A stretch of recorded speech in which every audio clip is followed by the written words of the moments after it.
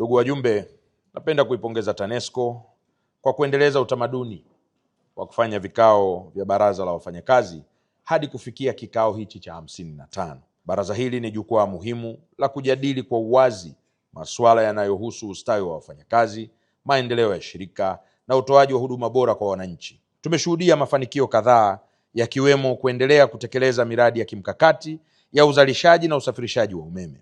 Nipongeze uongozi kwa kuja na mpango wa smart meter. Ni jambo kubwa sana. Sasa twendeni tukasukume zaidi utumiaji wa smart meter. Aidha, nichukue fursa hii pia kuupongeza uongozi wa shirika kwa kuendelea kusimamia na kutekeleza mpango wa nishati safi ya kupikia kwa umeme kwa kuwezesha wafanyakazi kupata majiko ya umeme kwa mkopo pamoja na kukopesha majiko kwa wateja wapya kulipia kidogo kidogo kupitia matumizi ya umeme uitwao Connect Umeme, Pika kwa Umeme. Mabaraza ya wafanyakazi ni kiungo muhimu kati ya wafanyakazi na uongozi wa shirika, huongeza ushirikishwaji wa wafanyakazi katika mipango ya maendeleo na ya utekelezaji wake. Hivyo ni vema mchangie kwa uhuru, uwazi na mtoe mawazo yenu bila woga wowote, mkifahamu kwamba nyuma yenu kuna wafanyakazi wengi ambao wamewaamini nyinyi na kuwapa dhamana kubwa ya kuwawakilisha kwa ajili ya ustawi na mustakabali mpana wa maendeleo ya shirika la taifa letu kwa ujumla.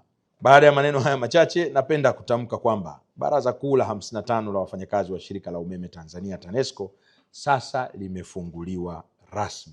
Shughuli za shirika zinakwenda vizuri. Maeneo yote ya uzalishaji, usafirishaji, usambazaji, miradi, huduma kwa wateja yanakwenda vizuri. Kazi zetu za miradi tunafanya kama timu na wao wamo ndani kwenye timu zote kuhakikisha kile tunachokubaliana ambacho watumishi wanakwenda kufanya wao wanakuwa sehemu ili wawe mabalozi wetu wazuri wa kupeleka ujumbe kwa watumishi.